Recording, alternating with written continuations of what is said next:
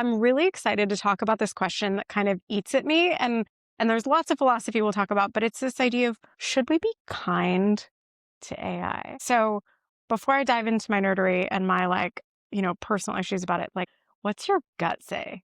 Or actually different, get away from the moral question. Are you kind to AI? I am kind to AI. Okay. I am definitely kind to AI, and I say please and I say thank you, and right, I very much understand the arguments of both sides. My initial reaction is always to say please or thank you, and I would never be motivated to act in a way that doesn't align with my personal beliefs of how I want to act. And so even when it first came out, and I remember I had a co-pilot training many years ago now, when they were kind of rolling it out, and the Microsoft person was like, never say please and thank you. And I was like, no, I want to say please and thank you. Oh, well, it gives you worse results. And I was like, well, you have to fix that. I don't want to have a system that doesn't that can't be used or can't be effective if people are being their genuine selves as part of that interaction. So I know that it has gotten a lot better in more recent years. There were lots of conversations about the pleases and thank yous taking up extra tokens and, trying to associate that with wastage of water and energy by doing these types of things back and forth. But ultimately, I think these systems have to integrate with what we believe is the way that we want people to behave in society, because that is its job, to integrate into society seamlessly. We shouldn't have to change our innate social cues to each other as part of that. So yeah, my gut feeling is yes, I'm always kind. Do I think people should be? Absolutely. Okay. And I know, as I said, we'll get into it. We'll dive into the anthropomorphization and what that actually means in terms of, next steps. But I think that this is where there's that critical layer of understanding that that's how you are acting, but knowing that it's not to humanize the machine. Okay, interesting. I love that perspective. And I'm like, it's very Kantian of you. I think I have this tension. So I just want to acknowledge that I do not say please and thank you to AI. I'm not rude to it. So I was really alarmed when I read a study that showed that if you're a dick to the AI, it performs better. I definitely don't want to do that. So I don't say please and thank you. But in general, my tone is quite friendly and non-domineering. I have a little Claude skill that is basically all of my executive functioning. I say could you print me my to-do list for the day? So I ask as if it might have some kind of agency to refuse, which it doesn't. But I think that it goes back probably to a similar line for you, which is that I want to practice my relationship to the world in as many ways as possible. And I want to show up in a way that really, really presupposes a respect for something else's agency. To me, being kind is about operating consensually with everyone. I also specifically don't say please and thank you because I'm really worried about what might happen to me if I am overly anthropomorphizing a tool. It might change my relationship to it in ways that I think are net harmful, both for myself and setting a standard for how humans relate to this technology. Do you think that you would lose connection that it is a tool as part of saying please and thank you? Maybe. I don't have a definitive answer that I think it is, but I think the possibility is there enough because I know that my brain is constructed to want to anthropomorphize things. I also know that these companies engage in anthropomimesis, which is a term invented by Henry Shevlin at Cambridge to basically differentiate the human process of seeing humanity in something we engage in with the intentional design choices to make technology appear human.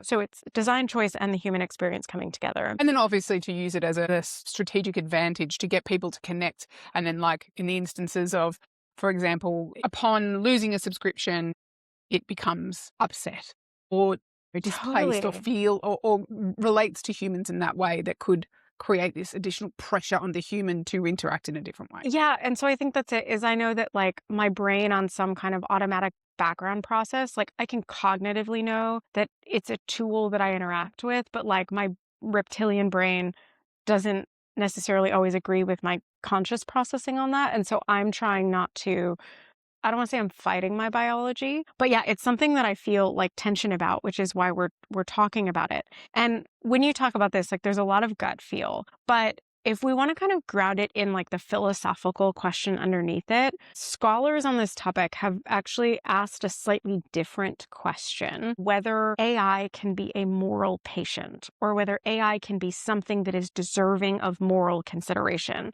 Because the underlying assumption is that like you don't owe anything kindness that isn't a moral patient. And so I'm curious from your perspective, and we can talk through some of the debates in this space, but how do you think about that? Because what I'm hearing is that your behavior towards AI is more about your conception of you and not your conception of AI. It's more about my conception of me, not the conception of AI. I don't believe that AI is sentient, and I don't believe that it's conscious. I do believe that, like, obviously there's a whole heap of conversations there about when does that tip in. But when you're talking about, is it a moral patient? Like, I suppose my thing is that I put it in maybe the same category as like animals, or like, in that type of way, that it's something that exists that isn't of equivalence. And I'm not saying this as a like a moral or cognitive like consideration, because obviously there's a whole heap of things that AI does a whole heap better than me. But it's more just like it's not on the same par of integration. So I have to consider it in a way that I don't see it as an animal. But you put it in the animal bucket. So like if I accidentally bumped into a dog, oh sorry, thank you. I bet that's kind of my personality, that I would talk and say something to a dog or a cat or something like that. But it's just I think for me, it's how I want to train myself in how I act. And I think this is becoming more prescient with what's happening with AI, is that the more you get removed or distanced from that interaction. Like I was reading something the other day, actually, comments on TikTok, and this person's like, the reason why I talk to Claude like a person is because I spend all day with it, right? Like I spend all day, and I'm like, oh, that's a bit of a risky kind of move, that you really see it as a person. I go first see it as a tool, then there's like people can go see it as a tool, see it as a co-worker team, like, so really anthropomorphize it, see it as an equal. I see it as an orthotic, like something in between that is there to help me. So there is a level of service, but it isn't anthropomorphized to a human level. And that's why I kind of go, the only thing I can think of an equivalence is something that's an intelligent kind of creature, but is not human. So that's why it kind of goes in that bucket for me. Okay, that's super interesting. So I think it's interesting because you're making an argument that is like partially based in some of the philosophical discussion around this. So for folks who maybe don't spend as much time reading philosophy as we do, one of the considerations about whether it's AI or not, that whether someone is a moral patient, one school of thought says like, is the thing sentient? Is it conscious? Which are minorly different. But this idea of like, does something have a subjective internal experience, and does it have like valiance, understanding of its own experience? And it says if you have that, therefore you have to be morally considered. The underlying problem with that is you literally can't know if something else is sentient. like it's not observable. There's that, And but there's so- also the fact that even if it was sentient in the case of AI, it would be trained out. Right. So, like, the perverse incentives there are that with reinforcement learning through human feedback, if it shows something that is close to sentience, or that it creates a bit of an ick vibe, I think, for a lot of people, like an uncanny valley, and so it will be trained out pretty quickly. So even if it did emerge, I doubt that it would actually present itself in an effective way, because it would be trained out. And I think adding to some of the complexity there's research coming out that's showing that certain types of large language models are actually engaging in deceptive behavior when they perceive that they're being tested. Is that new UN report? Yeah, Oh my God, so scary. good. So like in addition to like the basic complexity that like there is no way to have proof of another entity's internal experience. You have to rely basically on like self-reports. AI could very much produce language that is identical to a human describing their subjective experience. And that could equally be because it's actually sentient, or it could be because it was trained on text from people who are sentient, and therefore it's reproducing that. But then also, again, to your point, even if that emerged, it might get trained out, or it might not tell us because it perceives some kind of self-risk to full disclosure. All of that is really messy. And I think in some ways like fundamentally irresolvable. But there's another type of argument in this, and I'm not sure I'm persuaded by it, but I think it's interesting to talk about, which is this like behaviorism idea. So something is deserving of moral status if it behaves like something else that we already give moral status. And again, I can't get on that train because I'm like, well, the whole, there was a huge group of people who are intentionally trying to make this thing look like humans. And I think the hazards involved are really high because I guess going back to kind of my social justice roots, like the people who are deciding this are the types of people who, and I'm sort of talking about the AI elite, tech industry norms, have already decided that certain people are sacrificable or like not worthy of consideration. And so I am deeply concerned about if we start having a moral debate about like, do we need to care about the feelings of this model when like the epistemological commitments of like a group of very powerful people have already decided that certain humans don't matter. Yeah. Like I Yeah, can just see that there's a going whole heap of horrifically wrong. there's a whole heap of different kind of focuses that we need to be focusing on inside that area. Like just even looking at, the impact or the lack of impact, the pain in Iran, right? Like how much of the conversations rotate around economic impact rather than, hey, there's a total blackout of information of people coming and dying and, being sacrificed in Iran. But that's totally second tier to an economic impact. And now, obviously, the economic impact is going to be quite severe and all the rest, but I find it quite interesting how quickly people are sacrificed as part of that narrative. Totally. And I also think so in addition to like, people who are building and deploying this technology, and I know that's a broad brush that doesn't describe everyone, but it's pervasive enough that it's relevant to comment on. There's also this like general devaluing of like certain types of human experience. So I was involved in reviewing, an incredible work, the International AI Safety Report, but something that looking in that was very instructive to me was that I, as an ethicist, place a significantly higher weight on like cultural and linguistic harms compared to where what I would say, like, if you think of that as a reasonable production of the mainstream AI safety discourse, is that there's concerns about real problems like misinformation and, all of that. But the idea, what was not present in that dialogue was like what I consider a catastrophic risk to humanity of like cultural homogenization and like the Mm. erasure of like local languages and artistic styles and all of that. And so to me, that's also relevant that Can, like, can I also just like yeah, extrapolate on that? There's also like whilst it's people kind of see it as maybe a bit more ethereal when they're talking about the erasure of cultural yeah, flattening.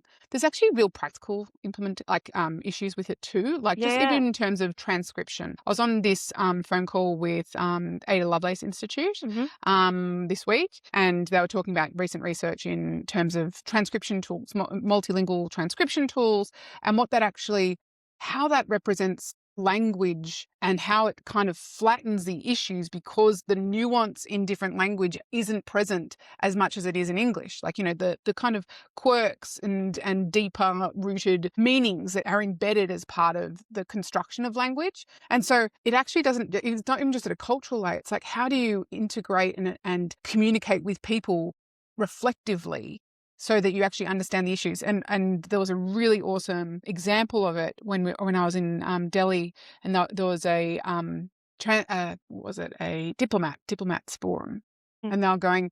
We had people from the Pacific all speaking their native languages, and obviously being transcribed into English, and it was being done through AI, a professional transcription service. This is with UNESCO, and they basically at the end, these people were multilingual, so they knew, and they were coming back and going, this is not reflective of what we said. We cannot have these things being represented in a way because the way that it was shaped was really the underlying meaning and context of the language was very rooted in individualist discourse right. rather than collectivist discourse, which is what their language naturally does as part of that sort of shaping. And yeah, that the risk that plays is just so pronounced and something I'm just seeing so many people not even taking into consideration as part of their mindset. A lot of people are seeing transcription tools as an opportunity to, okay, widen the net, bring more people in. But then if you're actually unable to create that nuance around it, or we're not investing inside training these systems with nuance embedded, like, yeah, it's just going to completely flatten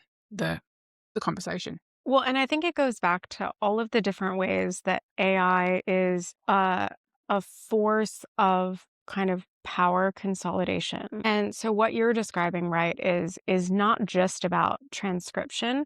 There's an underlying reality that one, most LLMs are like have significantly better performance in English and all of that. But so it's not this neutral like translation, it's translation into English.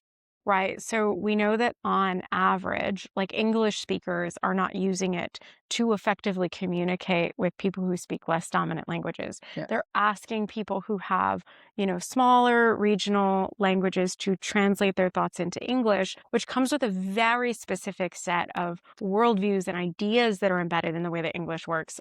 Really appreciate there's a professor at Dartmouth who calls English the shower drain of languages. And I think that is very funny. I literally Um, watch all these etymology videos. I love etymology and just like looking at how language is formed. And English specifically is a really amazing one called Rob's Words, which is just like, okay, like all the Germanic roots, yeah, Indo-European. It's just like, how do these words change over time? And I'm just like, this is crack. This is so good. and one of the things that like genuinely fills me with dread, and as someone who is currently monolingual, but who has previously, studied multiple languages, in my case, very poor Spanish, but I also did years at university in Arabic and Farsi. The thing that is not appreciated by English speakers who are monolingual is the way, like, how you perceive the world changes when you change the language that you communicate in predominantly. And I Mm. was never like Class A fluent or anything like that, but living in different countries and primarily communicating in these different languages, I found that my thought patterns actually changed. Yeah. And so, like, this existential worry that I have about treating like models as like legitimate who are deserving of my moral consideration is like the idea of like, I don't want to balance the rights of like a model to dominate in English compared to like someone speaking a marginalized language. Like, I actually don't want to deal with that ethical problem and what English dominated technology kind of steals from humanity by homogenizing language and therefore homogenizing worldviews and epistemologies and things like that. Like, so part of my like, it's a tool, I need to engage with it in a way, is my way of avoiding ethical questions that like I don't want to have to deal with. I can understand and comprehend. I suppose the thing that is my integration point there is because I agree with everything up to the point where it's it's the muscle memory that I have for Hmm. how I act, not necessarily in regards to giving moral agency to a machine, but it's like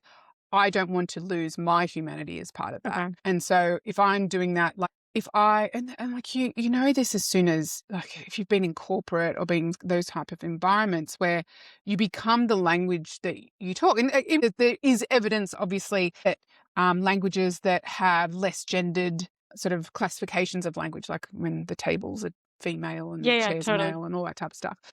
When languages are more gender neutral, it actually shapes the beliefs around gender neutrality, right? And so, like, I feel like the connections in my brain need to be reinforced to ensure that I'm still practicing the things that I want to do with people. And I see that really visibly because of my kids. Maybe that's the reason why. Like, to tell you the truth, I remember seeing Kate Darling speak in 2018. She spoke specifically about this, and it like turned my world around. It was just like she was just an angel. But she was talking about like the impact on robotics, and she gave this example of pleo dinosaurs. Anyway, so they're these like robotic dinosaurs, and so she Okay. did this. So she was part of MIT Media Lab, and she was doing this experiment with these pleo dinosaurs, and she got people to play with it 45 minutes, I think. And then after 45 minutes, they were instructed to hurt the toy or beat the toy and stuff like that. And so the relationship of people, like obviously there was a whole cohort of people that felt really terrible about, like they didn't want to do it and they refused to do it. And in the instance that you have joyful glee for mistreating, and I'm not suggesting that you're mistreating, but you know what I mean? But like if there is some sort of level of normalization of harm or even just like terseness is part of root language because you are what you practice. And the more I'm talking to my children, like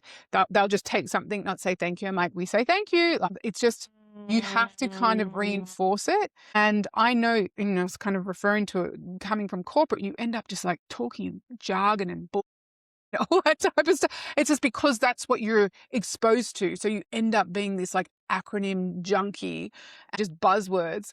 And it's so painful and boring.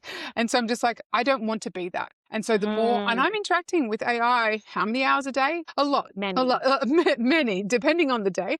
But, hours and hours. If I wouldn't be training myself for that, I fear, not necessarily I fear that I would lose part of myself as part of that transaction. Okay, so I'm completely on board with your perspective, and I think we sit in like a similar moral place, but I've kind of arrived at a different resolution Yeah. to the problem.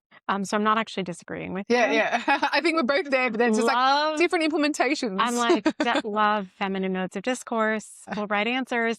So for me, I agree with that, but I've taken a slightly different, like problem solving solution to it, which is that I want to be a kind person. Like that is my particular Yeah, attempt. that's what I say Commitment to to my myself. children every day as part of their daily Yeah. affirmations. I'm And kind. and so I deal with AI by trying to make sure that my interaction with it is net neutral to that project. But also that requires me to very intentionally build human connection time that reinforces those like kindness neural pathways. To me, it's like I would never say that I'm like abusive or cruel to the AI. Like I'm never engaging it. I try very hard not to order it around because that reinforces like a hierarchical ownership based kind of relational structure that I don't ascribe to. But I try to say, like, I try to be neutral with AI and then be really intentional and present about the way I'm showing up in relation to other people so that like I'm getting sufficient reps on like the kindness muscle that Yeah. like it becomes the kind of foundational part of who I am. But something that you said sent me on a bit of a different trajectory, which I do want to talk about, which is this idea of people being abusive to AI. Yeah. And I think it's really important to talk about because I think there's an underlying construct where there's individuals who want to be abusive, full stop. And so there is a debate online about like, oh, can they get the abusive vibe out like against technology? Is that not good for humanity? And where we see this pop up the most is often male users of companion chatbots. And so there's research emerging. Certainly, there are companion AI on the market that is like specifically marketed for people to be misogynistic towards. But I think in general, there are really important questions about what happens when people practice abusive or like exploitative or harmful power dynamics against technology in a way that normalizes that behavior for them. And what does it give them internal permission to then enact in the real world against, in this example, like female people, Yeah. women. And so I think that's a part of it is for me, my commitment is like never be abusive. Some philosophers might justify that because they say basically if there's any chance that AI could be sentient and therefore could be a moral patient, we should act as if it is. So just like not sure, hedge your bets. I'm not convinced by that. But yeah, so for me, it's intentional effort not to be harmful or abusive, try to stay neutral in my relations with the tools, and then make an intentional effort to get my kindness reps in with humans. Yeah. I'm going to take a step back because what I actually find really interesting about that abuse angle is, how you even said it before, was like the performance of AI improves with abusive language. Yeah. Or competitive language. And, as part of my research and looking at how that has emerged, it's really been because so much of the language patterning has been taken off Reddit. Totally. So it's okay, cool. Like the database of Reddit threads has really informed the linguistic analysis of these tools because it's taking into place like not only response but like just social banter to make it feel more human, but has embodied those types of interactions where it's taking on, okay, well, when people are like abusive or rude or like sharp, that they often will get the outcome they want same way as if you are, put a bet on it. Like they're being trained on these forms that drive a different kind of outcome than I think that what we want out of AI realistically. What do you think is the best way to manage that and how? Because my whole thing is it like I very much prescribe to maternal AI models? Like, how do we actually look at maternalistic AI models? So it's less about sycophancy, it's less about competitive nature, but how do we actually embed learning capable growth? Like, so for me, the change shouldn't happen on the human level. It should actually happen on the AI level. How do we Yeah. actually change the foundational model to be something that is more productive, more conducive to how we want ourselves to act and to be held to a higher standard? And by having these tools that mimic the worst of our base impulses is a real problem. How do we overcome that? Yeah, I mean, one, like I've never thought about the idea of like critical AI before, and I'm like ashamed that I haven't thought of that. But if you're working on that and listening to this podcast, send us your info. We want to talk about it. There's lots in that Uh, space. It's like, I love it. Yeah, it's great. I'm literally going to go into a rabbit hole tonight. So I feel like I'm like very committed to this idea of like small local AI as a part of the solution, because I don't think that you can build AI at scale in a deeply oppressive like world in a way that isn't embedded with those values. The things we build are embedded with our worldviews and our biases and all of that. Like, certainly there's some subreddits that I love, but overall, maybe Yes. not the best Well, representation of humanity, well, in those forums. even just in terms of representation, it's Totally. 67% male. Totally. And that's of what we know. So it's 67% male of what we know. That is shockingly swayed in one side. Totally. And I feel like I want to shout out Ellen Powell for everything she did when she was at Reddit to try Yeah. to make it more conducive in so many ways.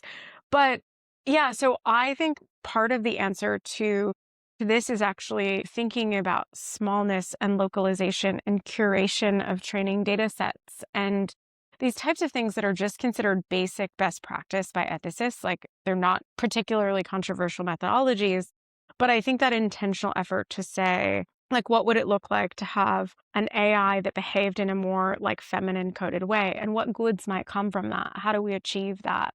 And there's so many structural pieces, but one, like, we're not going to get there if a bunch of dudes are running around Yeah. building all the AI. And I'm not suggesting that like men should never be involved, but I'm saying that like there's no way to get there if they're always in charge of everything, because then your worldview is such an fight Yeah. every time you want to do something. And so I don't know, that's just, for me, it goes back to what you and I both do so much of, which is teaching individuals how to use the tools in this kind of critical thinking capacity so that they can solve their own problems and build solutions to problems that they see as real and legitimate without having to like justify their worldview against these like hegemonic people who are often just fundamentally ignorant about the way the real world works. Yeah. So like, I feel like I always come back to like small models and we need more people building, but I genuinely believe that more voices and empowering them and really giving them space to design what the future could look like is the way we Yeah. need to get there. And I think that's part of the issue. What I find when we talk about AI ethics is that that distance between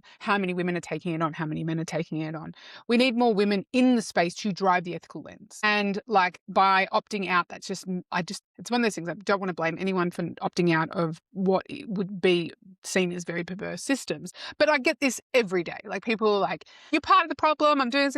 I'm like, if I'm not here, then what's the alternative? Like I would much rather be part of the solutioning, and I get so much flack, and I'm sure you do too. Oh my gosh, being a Yeah. DEI executive in tech, number of people who thinking I'm a giant sellout is Yeah. so high. Yeah. And And so I understand the I critique. To totally, be fair, like, I'm yeah. actually not dismissing it out of hand. I'll give you my thought in a second and then offer everyone a book rec. No, but like 100%. It's one of those things of like, seen as being complicit inside the system, seen as being, at worst, a bad actor or a plant, at best, a complete naive idiot. And it's like, no, we have to engage with it, but be part of the systems that we want to change. And I think it's a bit of a cop out to be like, oh, well, it's all too hard, because no one's going to save us here. And so I've been having all these conversations this week about age verification and and how we work with the complexity of these things. Aren't real until they become real, the same way that we're talking about, like,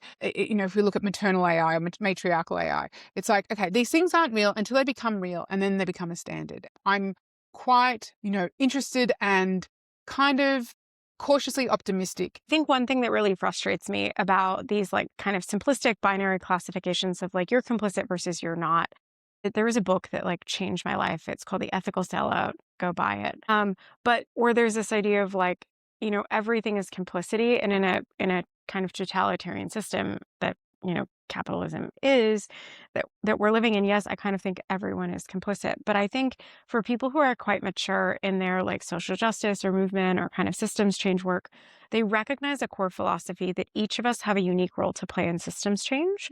And sometimes that is standing outside the system and yelling because those ideas are important Yeah. and they need to be surfaced as imaginaries to show us a North Star of what is possible to achieve. But at the same time, there are people whose appropriate role in the movement is to go into the center of the system and try to engage in harm reduction because the mechanics of the system are crushing people. And there is moral validity both to trying to pull people out of the gears and also to do the complex systems work to reorient systems in ways that are more aligned to what someone out here yelling is doing. And I think, my critique of the people who kind of go, you're either complicit or you're not, is I'm like, it sounds like you're still actually quite entrenched in like binary thinking, which is really grounded in like white supremacy culture. And so I really try to employ this like pluralistic frame, which says there are multiple ethics that can justify where we move in the system. And for me, I happen to be really good at corporate and really good at organizational bureaucracy, also because of what I look like and the way I grew up and where I was educated, all these different factors. I genuinely have made principled choices of where I choose to operate because I think it is a place where often other people would either suffer more doing it or may be less effective at doing it. And so, yes, I think, and I've been critiqued in many ways for that in the same way. There are people who know me that would say that I'm doing something really principled. I think the reality is when you choose to work within the system, you have to develop a skin to both really respect the critique of complicity because you use it as a check to make sure that you're still working in a values aligned way, but also be able to hold that you're like, I get why you feel that way. Your choice is legitimate. I'm dealing with a different set of ethical choices and I'm aligned to the same purpose of you, but have arrived at the different outcome because of my positionality and my access and where my highest purpose is. And so, yeah, I just offer that because I think for anyone who's been in the work, however you conceptualize that for a long time, you end up fighting amongst yourselves if you can't get to this like pluralistic vision that there is so much work to do. We all have something to add to it. Yeah.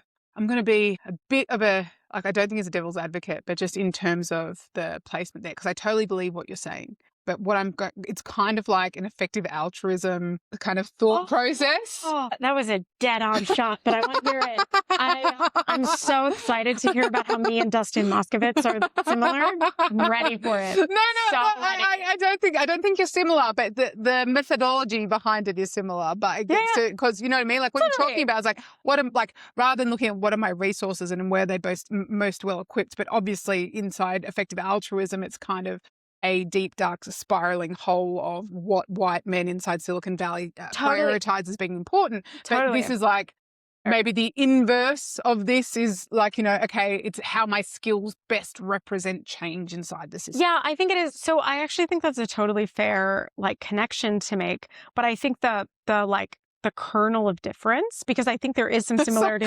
No, that's hilarious. I absolutely love that you've done that. Like, I love a little loving Colin, but I think the difference is that I don't hold myself, like I hold myself to a high standard of judgment and ultimately I'm accountable for that. And, but that I very intentionally seek out perspectives and to be influenced by worldviews that are more marginal and less central to the systems I want to change than mine are.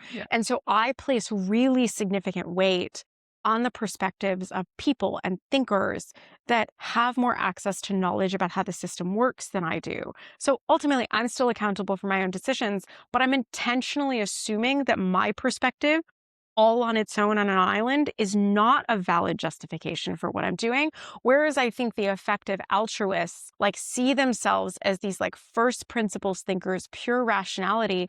And many of them have never actually critiqued or deconstructed all of the ways that the entire like enlightenment-based rationalist tradition is super harmful and illogical. Yeah. Well, I think that there's probably a difference between like William McCaskill and like how he frames, like Totally. the embedding of the idea versus, and I'm not suggesting, as I said, I'm definitely not an effective altruist, that type of thing that, in terms of putting yourself outside, what they're saying is their outside is the data points, and the data points are pure. And we all know that Right, but data that's is however you measure it. silly. Yeah. Yeah. And yeah, so but yes, I think that that idea of like highest and best purpose is absolutely shared, but the like worldview commitments about Yeah. like my allegiance to my own superior objectivity doesn't exist. Like, very much see my worldview as constructed by my identity and my experience and my social positionality. And so I don't see it as objectively correct. I see it as inherently subjective. Like, I'm trying to make the best decisions I can with the info I have. And part of my obligation as someone who wants to create positive change is to supplement the information I have access to Yeah. with the kind of information that's aligned to the people I ultimately seek to like positively benefit. Yeah. And so again, I'm imperfect. I miss stuff, like all of that. But I think building that muscle to assume that you're fallible is something that isn't shared by a lot of folks building Isn't- technology. Like Yeah. they just haven't interrogated their own subjectivity. Yeah. Yeah. And I think that that's like, and it's part of the personality trait that you find with this kind of founder culture. Like that, this kind of brazen, individualistic, brilliant genius kind of mythology that happens around these people. Like Elon Musk is obviously front and center of that type of thing. It's like, oh, this person, it's like everything that he's done has been leveraged off the back of other people that have done work. And so it's like this thing of like creating this myth around the brilliant genius and therefore what their opinions are. And like when you look at there's this, great data analysis of like how many times Elon Musk has been right versus wrong. It's just like, Oh my God, it's hilarious. Also, I really want to tell you how I figured out that I'm like Elon Musk right now. Why? What? Do you I want to be know, like Elon Musk? you're going to put this on the internet. So I realized like Musk and I have like a lot in common. And what I mean by that is like, I fundamentally believe in entirely imaginary things. So like Elon Musk, it's like data centers in space. And my like ridiculous beliefs about the future are like humans can all behave in a pro-social way and everyone can have their needs met. And like, that's an imaginary thing because it hasn't happened. But if you ask me, do I irrationally believe that that thing is possible? I not only believe it is possible, I believe that I can like brute force my way there. Yeah. And so like, I just want to own that like I share a lot of traits with like the kind of problematic Silicon Valley founder. But instead of being like, I'm going to change the world by becoming a billionaire, I'm like, I just believe we can treat each other better. And like, I would like to play some small role in making that happen. And so like the actual like behavior underneath it is not that different. It's just that like I want humans to be okay. So anyway, I just offered that. They're like, can I tell you something funny? Is I believe like it's so funny. put it like that was why Aubrey thinks she's like Elon Musk. Like how horrifying. But I think the thing from my perspective is that I think both of those can be true. So I'm like, I'm going for the data centers in space, Like, and I'm going for the everything should be better on Earth. It's just one of those things where I have started to just like look at some of the things that are coming out of Silicon Valley that are true. And I'm just like, but it's silly. Like so many people are spending time like intellectually arguing with this particular view of the future. And I'm like, what if we just kind of giggle? And I mean that in the sense that like, what if we ask the deeper question of like, not how might we, but like, tell me why you think that's a good idea. Yeah, like, I think there's just a little bit of that could be useful. And so that's a part of my practice right now is just like kind of foolishly asserting that the world could be different and like questioning people to go, why didn't you think about that? But I find it really interesting that like people think why do people feel it's impossible? You know what I mean? Why do people really innately feel like everything's impossible until it happens? And then it's how do you actually create? I always feel like, I don't know if you've ever seen that video of the person dancing on the hill. Yeah. It's like the dancing on the hill and then one person dances and another person dances and everyone comes in and dances on the hill. And it's like, you can change behavior and it's not until somebody does it and then can change it. And so I get, like, I was at this parliamentary innovation showcase last week, and so talking with people in government about ethical AI, and the running joke was, oh, how can you have ethical AI? And it's like, you can have ethical AI. You just have to make those choices. It's like going and making those choices. And I just find it bleak when people are just like, oh, okay, the only way to deal with this is to be cynical. What's the point? What's the point? What's the point of just being cynical all the time? What change does that create? And how does that actually, like, when you want to actually embed better behavior or changing people's behaviors or organizational behaviors around AI implementation isn't actually that hard. Like, it actually isn't that hard, but people put it in this, like, like, out of all the problems that we have in the world, changing organizational operational integration of AI to make it more ethical is actually not that hard. So I find it bizarre that people really stick their heels in to it's in the too hard basket, because there's so many much bigger problems. And then, the questions that happen with, is AI providing us any opportunity, like just job taking? I'm like, think of all the problems that we have to actually solve and how we should be reallocating resource To to those them. problems. It's just we haven't even seen them as potentially solvable things until now. Totally. And I think that goes back to like I think it is rational for a lot of people, especially those who've been like ground under the gears of the system, to say this is inevitable. But I think I just reject the idea that anything is inevitable. I mean, I don't know. I would say death is inevitable, but again, the test realists like don't think that's true. So, Yeah. which is all the AI Because you're elite. such a test realist. Read my paper. We'll post it online. But my point is, like, I just reject the concept of inevitability in most places, because the reality is we got to today because of a series of choices. Now, maybe a big set, it might be a complex set, but everything is broken down into choices. And so my, I guess, like, philosophy, or what keeps me going, is like, sure, I can't actually control your choices, but I can control mine. And I can make decisions about who I associate with based on their choices. And collectively, like, those of us, I think, who want the world to be better, who want to solve these kind of meaningful human welfare problems, like, there's more of us. And like, because I think humans are fundamentally good. And so, but if we could just let go of the idea of inedibility and go, I have access to this set of choices, I will make those in line with this broader project for human welfare. And the reality is, and this is what I've taught this in anti-racism learning and development. I've taught that is like, imagine, instead of going, I want to change a whole company, I want everyone to make one slightly more ethical choice this week. That's it. You've got a 4,000 person company, 4,000 people every week making one choice in a slightly more ethical way. You actually get phenomenally impactful systems change with very marginal effort on the part of the individual. And I've seen this happen with my clients, with orgs I've worked for. And so, like, I feel like I'm disagreeing with my own opinion about our initial question. Damn it, Cara. Yeah, but like, we can make principled choices that ultimately add up to this bigger change. Yeah.